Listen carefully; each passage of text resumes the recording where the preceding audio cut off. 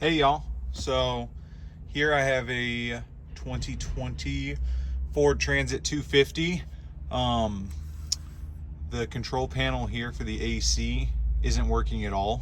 If you don't get any lights or anything when you turn it on, so I'm just going to show you how to replace it. I'll try to make the cuts a little smooth, but I got to move the camera around so you can see.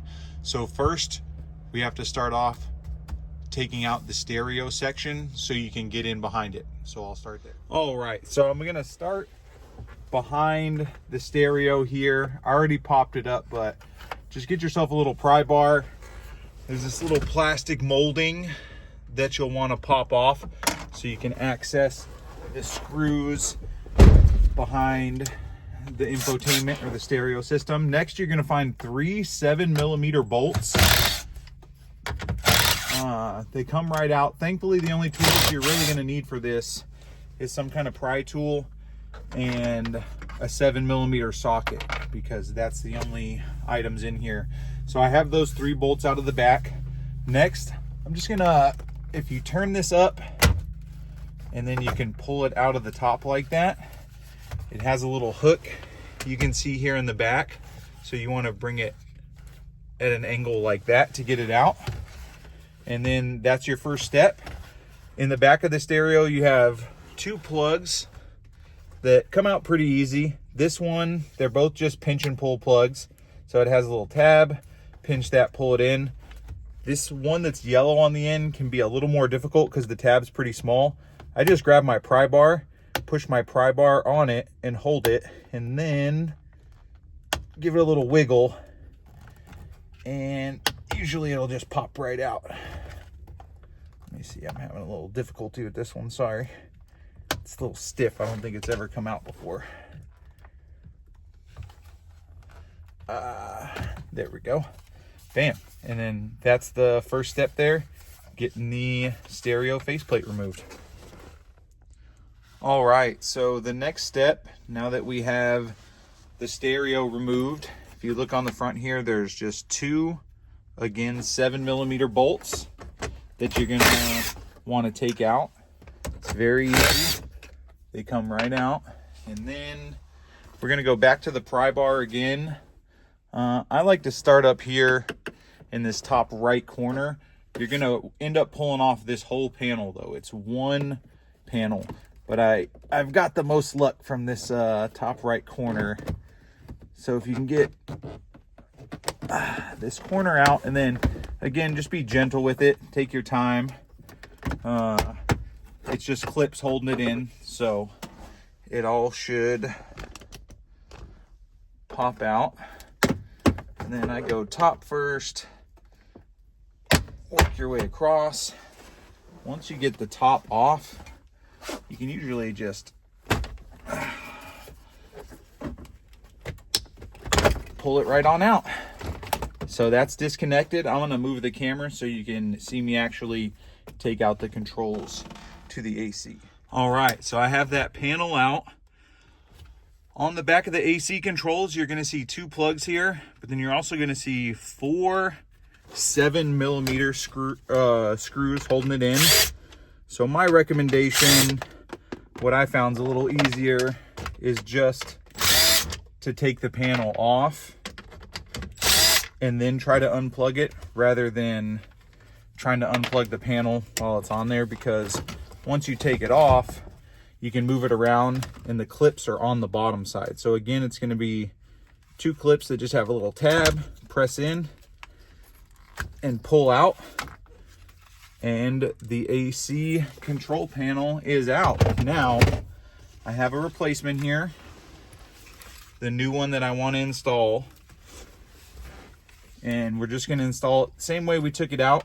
So we'll go here, put that in, put this plug, and they have grooves and they're directional, so you can't or I mean you still could, but it makes it more difficult to mess up. And some people like to set the panel in here first and then screw it in.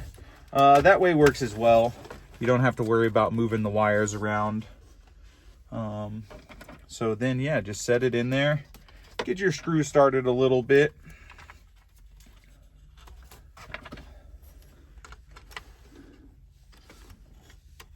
and I dropped one, so I'll grab it here in a second. Yeah, and then, you know, I'm using a impact that's probably too strong for this, so you just want to do it real gently, get it in there, and the new panel's installed.